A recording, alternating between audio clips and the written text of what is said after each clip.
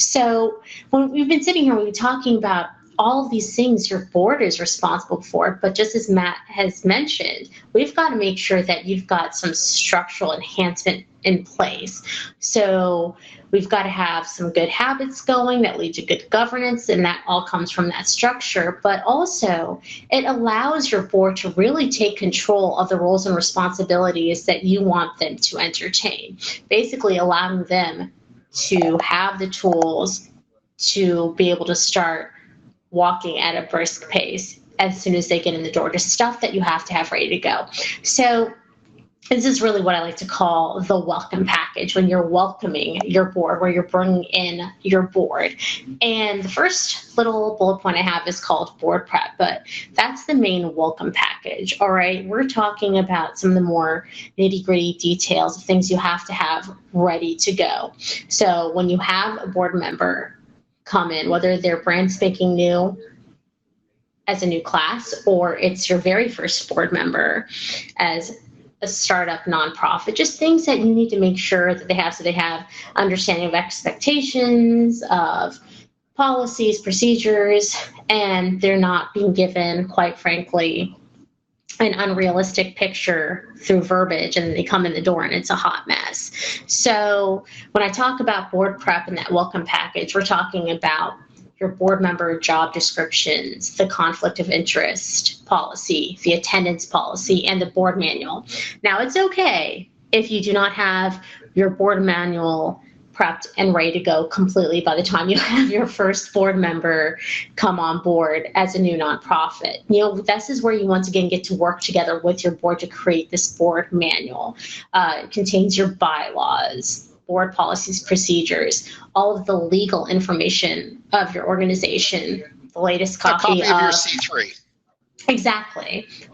Your strategic plan, important financial documents. I mean, even with established boards, they once again revisit this manual and these materials. They make it an annual thing, not just checking your bylaws annually, but making sure that other materials have been up to date, like a new strategic plan or those financial documents. If they've run an audit by any chance, that should be in that manual. So once again, ongoing. Well, ongoing. And also, though, I would encourage particularly the core documents, like your incorporation papers, like your C3 and all that, to be actually in paper in a binder of some sort. And I'll tell you why. Because it makes it feel real. A lot of times when you're starting out, it's like, well, you be on my board. Sure, we'll have our first board meeting. Great. And everybody gets together like at the bar, the coffee shop or whatever, and you get around a table and, we've now we're having our first board meeting. If you show up with even small binders of paper that outline these things, now it's like, oh, well, this is the real deal. We're just not sitting around chatting about something. We actually have an organization going. So you send a message with real paper on these topics. Definitely setting the tone. I call it the kitchen counter organizations, right? Where you're just talking and having conversations, but you come in prepared in such a way they know playtime, expectation. This is a legit thing. This is not some conversation we're going to be having for 16 months. And also, here's the other thing.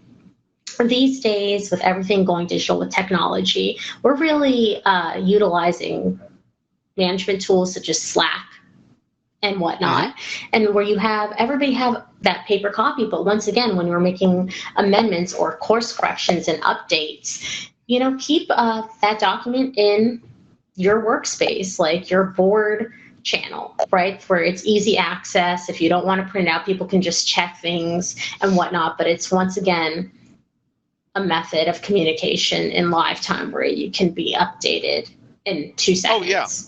Definitely. I mean, using technology like that is essential, and I really encourage people to do that. It's just that, in effect, it's the effect I wanted to get on. To this. Absolutely. For sure. Especially for that first meeting where you're ratifying things or you're bringing in new board members. We'll talk about this in a second. We're talking about hosting annual retreats, making sure they have, an agenda and a little welcome package of things, not just handouts, but like literally this is your board Bible, dare I say, for this organization. Keep it next to your bed if you want, or make sure you can access it whenever you need to. Going back to, you said affect, what I like to call board expectations. This is what you signed up for. You're well aware of the commitment. We've talked about the money and the financial contribution quite a bit earlier, but once again, can they make that financial contribution that's required?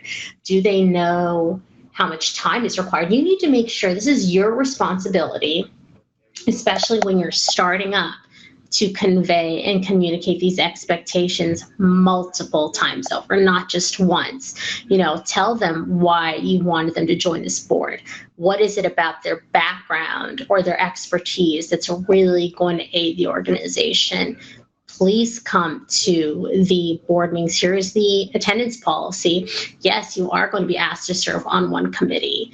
Make sure those expectations are drawn out, not just verbally, but written out. So there's also an irrefutable trail where they can't claim they didn't know. Once again, you want to be positive, but you also have to be proactive and ensuring yourself and being preventative for a problematic situation.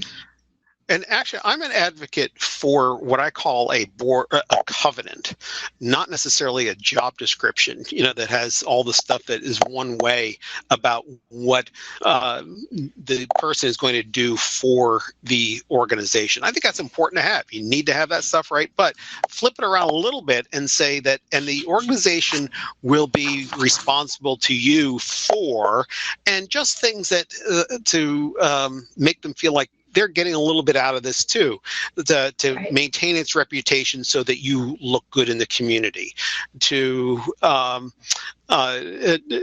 do whatever it is that you come up with. But the idea, though, is and not tangible benefits, not to say that, and you'll get this or get that, but things that make it feel like, I'm getting some satisfaction out of doing this, and it's just not me showing up and having to bless this, mess that's happening in front of me here. But of course, within legal bounds, because again, you can't have board members joining expecting to actually get tangible benefits. Mm-hmm. Check with your lawyer on that, but that they do have some benefit to be there. Right. I think it goes back to how you spin things, how you word things, but also this is one thing that I run into, unfortunately, quite a bit, that has led to some board members being incredibly bitter, where they feel abused versus being useful, where they joined to really have an avenue for their passion or to give back, and all they feel like is that they're getting, in their opinion, maybe demeaned or yelled at or being used just for their title or money or position in the community. You really need to make sure that you're not just using them as political placeholders or just some item on a checklist. You need to make sure that they are valued and they are part of the experience. If it wasn't for them joining you on this journey, your organization wouldn't be doing half as well as it would be without them. And that's what I mean about getting something back themselves, whether you codify it in a document or that you simply honor the board for their service or make them feel like they're doing the right thing, which they are. That the board members can't just feel like it's a one-way street. Right. And that's important. Once again, laying the way for recruitment. When you're thinking about who do you want, what are you looking for? And we're not just talking about people with certain skill sets or expertise to help you achieve those strategic goals. That's a big one, but it's not the only thing you need to be looking for. You need to be looking at attitude. You need to be looking at interest. You need to be looking at a whole host of factors outside of the several that we've mentioned before about time commitment, monetary commitment, expertise. You got to really be putting a lot of stock and thought about the individuals you're wanting. But then again, when I see board members go through this recruitment process, whether it's the executive committee, those individuals who are responsible on the nominating committee, they really do spend more time thinking about, okay, do I need somebody in IT? Do I need an accountant? Do we need a lawyer, et cetera? but they don't think about the process of how to get these individuals. They don't really spend as much time as they should. Are you going to have an application and an interview process? Are they going to meet other board members so they can gauge their interest and viability on the board? Or is it you just bringing in your friend? And the other conversation, I'm really interested to hear your take on this, Matt, is the executive directors play when it comes to board recruitment. How involved should they be? Should they be involved, et cetera? So I'm really curious to see what you think about that. Yeah, I think the people who are the executive director, whether volunteer or paid, should have some input into the board process, but maybe as a way of saying, at minimum, hey, I saw somebody, I met somebody, they look like a good board member, check it out, right? But they not to the point where they are handpicking people who essentially will be their evaluation committee. Right. They have to be able to back off on that some. Because one of the things that, as you were talking, that I was thinking about was that your board as a startup has the potential of being the place that the board that everybody wants to belong to. What do you need to do to make that happen? And it's not just holding parties or anything. Actually, having expectations and having a successful organization is one of the things that people love to be engaged with. I think of a lot of organizations I know that have very high standards for their board members, who have boards that are in the most demand in terms of people wanting to join. So don't be afraid of setting expectations, and as long as those expectations lead to results that people feel positive about. Because if you are doing great work, people will want to be associated with you, assuming that you talk about that great work, and you can make your board be the one that is like the place. It makes a huge difference in terms of funding, in terms of how people just feel about what you do. Well, I think so too, because you've got to remember that these people are interested in helping because they really want to make that impact. They really want to change people's lives and change the world. They don't want to be, for the most part, they don't want to be sitting there just going through meeting after meeting and feeling like they're not even achieving that. So having those expectations, those professional processes helps them, as Matt said, make it feel more real and making it real in general to do what you want to do. Well, right. And they also want to be, for lack of better terms, associated with a winner.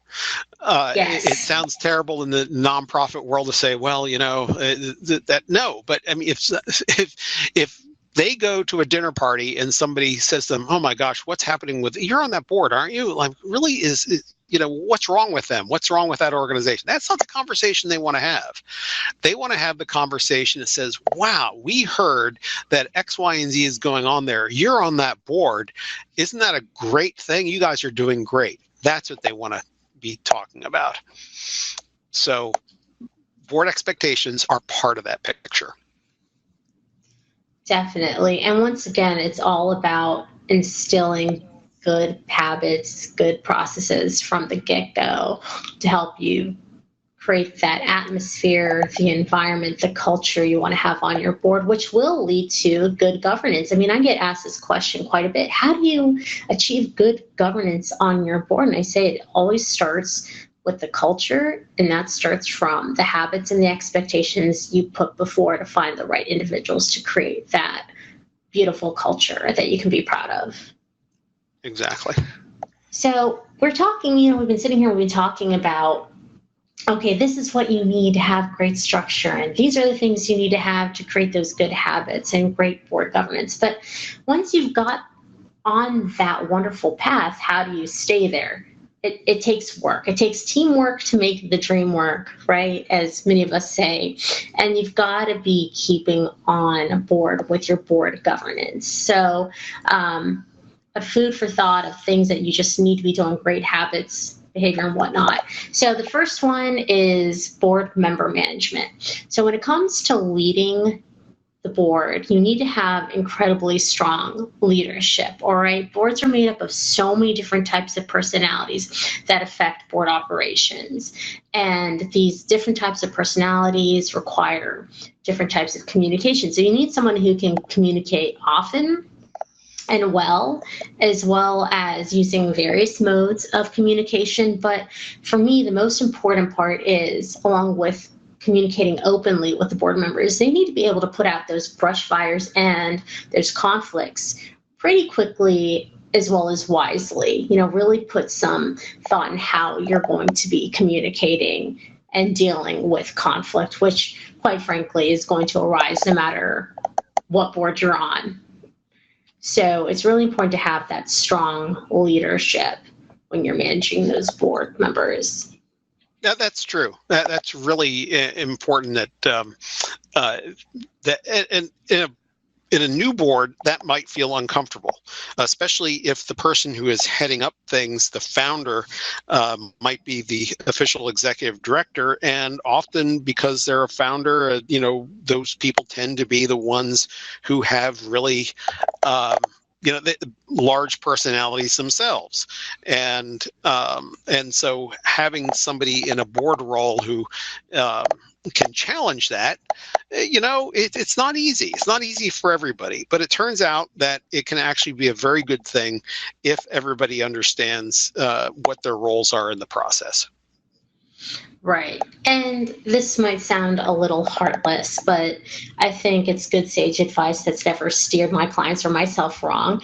But you have to be looking at from the perspective of, at least in this context, of how it impacts the work. Okay, it's not personal, but how does it affect the organization? How does it affect the operations or the path that you want to create for your organization? Always, always, always keep it within the realm of how it impacts the work and the organization, rather than your individual brazing of shields of personality, right? That's a crucial point. So, and it plays into the concept of how effective you guys can be. All right, we're not just talking about utilizing everyone's time, making sure board meetings get out on time or committee meetings get out on time. That's important too, but also just really creating an effective, successful work ecosystem, just like you would at your professional job, right? How do you make that happen? How do you manage that? And one step, of course, goes back into running effective board meetings. Now, this is the funniest thing because people think that this is just common sense. But if you've ever been to any of these meetings, you'll know that there's always massive room for improvement where you're utilizing and respecting everyone's time, where you're actually accomplishing something, you're making that progress, right? Simple things such as coming out with an agenda, sticking to that agenda, capturing those minutes, right? Seeing who attended, who didn't attend, and what was covered. So if somebody was unable to make a board meeting, if they can still stay in the loop and still stay informed, that's really crucial. But also, what comes out of those meetings? What are those physical action steps or that homework or those outcomes, those steps that need to be taken in between committee meetings or board meetings? And the last part that is the most crucial to this equation is enforcing that. How do you hold them accountable? Do you set deadlines? Do you have somebody who micromanages in a positive way a particular task where they're responsible for making sure everybody's information is in the next couple of weeks as agreed upon at these meetings? But you really have to stick with that agenda. And no one's saying that you can't introduce new items or revisit old items. You just cannot be spending 45 minutes of an hour-long board meeting talking about new agenda items alone without them leading to progress and outcomes. At least that's my opinion. I believe that if there are measurable outcomes out of it, spend as much time as you want. But if it's just somebody standing on a soapbox complaining about certain things committee meetings have done, and there's always one, Matt, we both know there's always one person in that room who has not gotten involved as much as you would like to, whether it's personal reasons or whatnot, but they really take over that time. And you need to have somebody who can, once again, corral and make sure you guys stay on task. Well, and that comes down to effective meeting management, which a lot of times when you're starting a nonprofit, a lot of people just aren't used to having to do that. It's really hard to run a good meeting that people feel that they've gotten a lot out of, and not just been a waste of time of folks doing things. And there's a lot of little, we won't necessarily get into the minutia of that, but little techniques like having everybody stand up. It's proven that meetings where people stand up move much faster than meetings when people sit down. Having somebody assigned to be the time police, who good-naturedly takes it on as a task that people only get 3 minutes to talk at a time,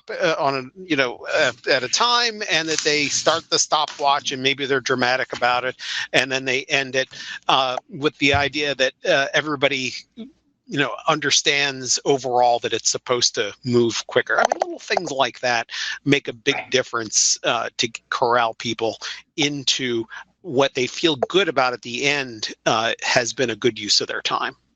Oh, yeah, definitely. Small, simple, easy, actionable steps to really take advantage and utilize the time. Incredibly important. One of my little tips that I have chairman of the boards or presidents of the board implement is what I like to call the 2-minute roundup. So when we're sitting here and everybody's going around the room who's a representative committee, they literally are timed. They've got 2 minutes to say what they've done, what they accomplished, and what their next steps are. And it's really funny because I have the individual in charge, the chairman of the board, literally have them timing on their phone.